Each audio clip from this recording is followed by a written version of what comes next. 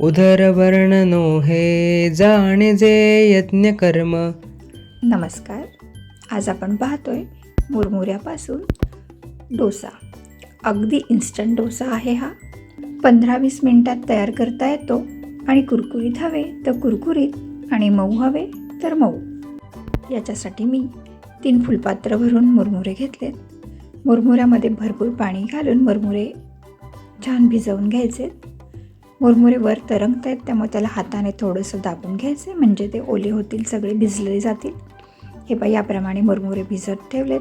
मुरमुरे भिजत एक 5 ते 10 मिनटं भिजवायचे. तोपर्यंत एक फुलपात्र भरून रवा घेतला आहे. बारीक रवा आहे. हा रवाही आपल्याला भिजवून घ्यायचा आहे.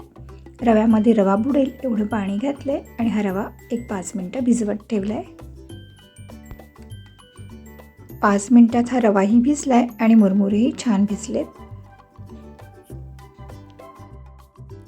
बारीक रवा आहे त्यामुळे लगेच भिजला आहे. हा मिक्सरच्या भांड्यामध्ये घेते आहे आणि ह्याला आपल्याला बारीक वाटून घ्यायचं आहे. मिक्सरच्या भांड्यात थोडा रवा घेतला आहे आणि आपण जे मुरमुरे भिजवलेत ते मुरमुरेही घ्यायचे आहेत. मुरमुऱ्याचं पाणी व्यवस्थित हाताने दाबून काढून घ्यायचं आहे. मुरमुरेही एकदम सॉफ्ट भिजला आहे. पहा, लगेच हाताने कुस्करला जातो आहे. मुरमुऱ्याचं पाणी हाताने पिळून काढलं आहे आणि ते या रव्यामध्येच घालते आहे. थोडासा रवा, थोडे मुरमुरे आणि आता याला बाइंडिंग येण्यासाठी 2 चमचे गव्हाचं पीठ घालते आहे, 2 चमचे बेसन पीठ घालते आहे आणि 2 चमचे दही घालायचं आहे. जर गव्हाचं पीठ नसेल घालायचं तर इथे तुम्ही तांदळाचं पीठही वापरू शकता किंवा ज्वारीचं पीठही घालू शकता. आता हे सगळं आपल्याला बारीक वाटून घ्यायचं आहे. दही नसेल घालायचं तर नाही घातलं तरीसुद्धा चालेल. हे पहा, मस्त हे बारीक वाटून घेतले. हे सगळं एका भांड्यामध्ये काढून घेते आहे. एवढं पातळ आपल्याला हवं आहे हे पीठ. 5 मिनटं हे पीठ झाकून ठेवलं आहे. तोपर्यंत मी चटणी करून घेतली आहे. पहा, 5 मिनटानंतर पीठ छान ढवळून घ्यायचं आहे आणि याच्यामध्ये चवीपुरता मीठ घालायचं आहे. मीठ घालून मिक्स करून घ्यायचं आहे. एकीकडे मी तवा तापवून घेतला आहे.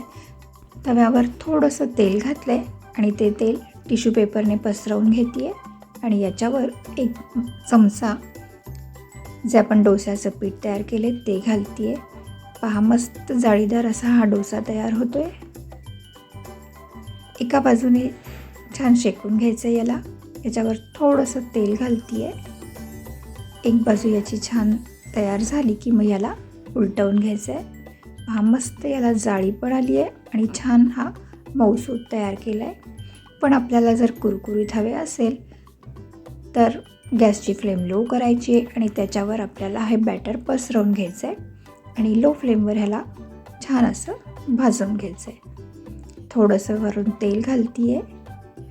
पहा, मस्त हा कुरकुरीत असा झाला आहे. थोडासा उलटवून घेतला की दुसऱ्या बाजूनेही छान शेकून घ्यायचा आहे म्हणजे मस्त कुरकुरीत होईल. किंवा एकाच बाजूने जास्त वेळ शेकलात तरी छान कुरकुरीत असा हा तयार होतो. पहा, मस्त अगदी कुरकुरीत झाला आहे. हे डोसे अगदी 15-20 मिनिटात तयार होतात. मऊ हवे तर मऊ करू शकतो आणि कुरकुरीत पाहिजे तर कुरकुरीत करता येतात. याचप्रमाणे मी सगळे डोसे करून घेतलेत. चटणीबरोबर खायला एकदम मस्त लागतात.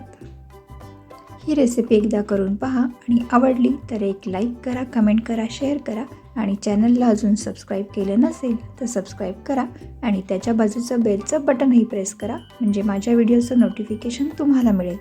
चला तर लवकरच भेटूया एक छानशी सोपी टेस्टी रेसिपी घेऊन. धन्यवाद. राधे राधे.